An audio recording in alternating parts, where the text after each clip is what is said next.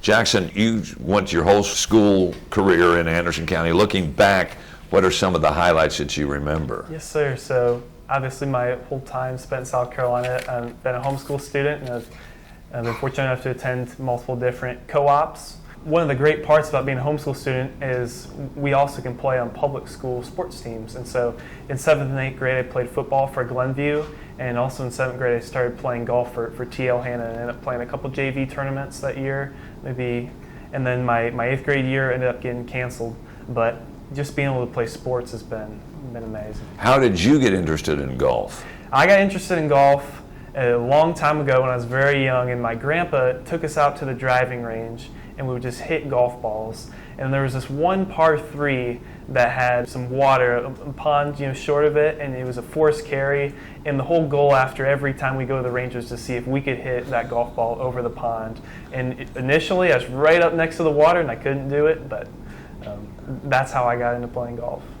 All right, and then you also got interested in aviation. Yes, sir. How did that come about? Yes, sir. So aviation is a family passion we have, and my grandpa was a pilot, my dad's a pilot, and I'm a pilot as well. And every year we will go to Oshkosh, which is the world's biggest air show, and it's kind of a family tradition we have. And so I've been 17 consecutive years. You have not? Yes, I have. 17 years to Oshkosh? Years, yes, sir. And my dad took me camping when I was 16 months, so very young. And so all of we've got amazing memories of my grandpa and my dad at Oshkosh.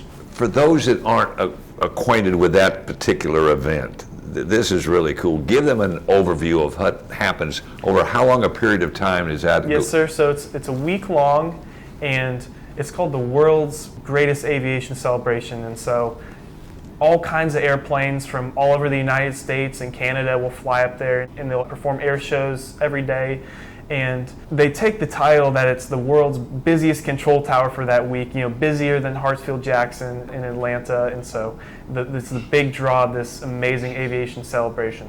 And you see all kinds of airplanes. Every kind of airplane, from a home-built to a warbird to the modern fighter jets of today. If it's flown, I've probably seen it at Oshkosh at some point.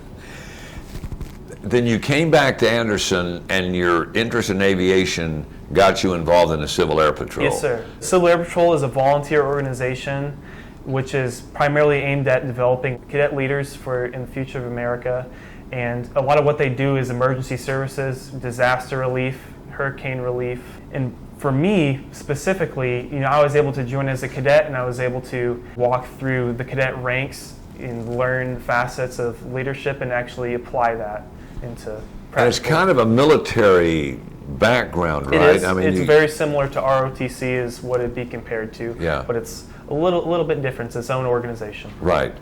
And then you began flying with them. Yes, sir. And taking lessons. Yes, sir. Because you're a third-generation pilot. Yes, sir. And very soon, what are you going to be able to do? Yes, sir. I'm very fortunate that we're heading off to the United States Air Force Academy and hopefully one day be a pilot in the world's greatest Air Force. And how did you come about getting accepted to the Air Force Academy? Well, golf certainly helped. It was definitely part of the process, and I'm fortunate to be able to play golf for the Academy in this upcoming year. But it takes a lot of important people that speak wisdom and guide you through that process. And without those people, I wouldn't have ever been able to say yes to an opportunity like that. And is it a state South Carolina U.S. Senator that it has to nominate you? So you can either be nominated by your senator or your district representative. And who did you? Mr. Jeff Duncan nominated me. From the 3rd Congressional Yes, District. sir. We were at the airport not too long ago, and there was this event, and you were the star of the show. And there were a lot of bigwigs that came in. Tell me what award you got and the significance of that. Yes, sir. So it's the Carl A. Spaatz Award, essentially completing the cadet program, advancing through all of the achievements. And it's 16 achievements, 4 milestones.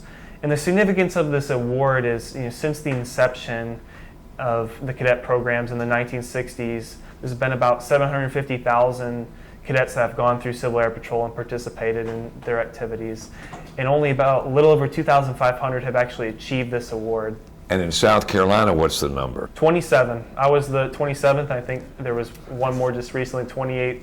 And So less than 30 Yes, sir. since the 60s in South Carolina, and only A little over 2,500. in the whole country. So Yes, it's sir. a big deal. Yes, sir.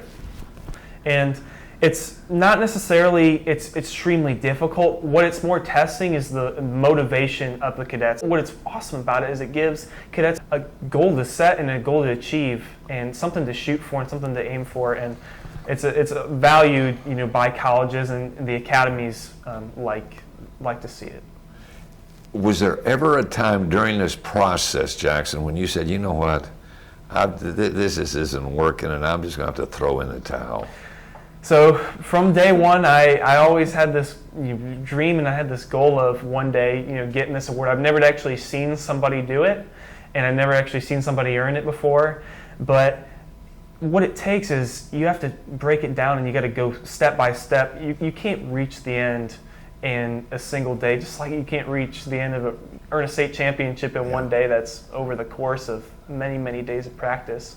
But what ended up happening was we took a little bit of a break in the middle of, and Civil Air Patrol kind of shut down, and we weren't doing much. And so I didn't really promote during that time. And when we came out of that and started having encampments and started having wing events again, I saw these other people, I saw how far they promoted, and I was frustrated with myself because I knew that's where I should be, but I wasn't there. And so, I made a decision that I was going to make sure that I made it to the end of the cadet program, whether I went on to serve in the military or not. So how excited are you about going to the Air Force Academy? Yes, sir. It's very exciting. It's going to be one-of-a-kind opportunity that not very many people get to do. It's obviously going to be very difficult, and I have some great family members, some of whom have been to Academy before and have been able to share some of their experience with me, and I've had a lot of amazing people that were very encouraging, and so I'm very excited, and especially represent the upstate in Anderson, South Carolina. That's amazing.